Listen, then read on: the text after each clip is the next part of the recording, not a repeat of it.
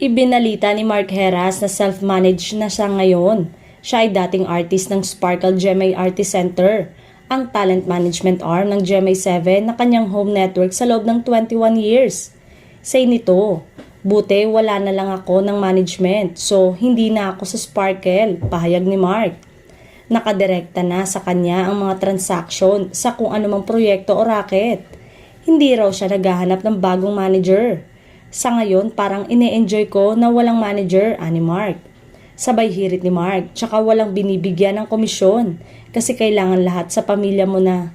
Nilinaw ni Mark na wala siyang sama ng loob sa Sparkle nang hindi i-renew ang kanyang kontrata. Hindi naman nasabi ni Mark kung kailan siya binitawan ng Sparkle kasi unang-una, ang dami nang nangyari sa buhay ko sa GMA. Madami na akong narating, madami na akong nakuha ups and down. Alam ko naman, binigay ko sa network at I'm really thankful sa nangyari. Hindi ako para magkaroon ng sama ng loob sa GMA or sa Sparkle.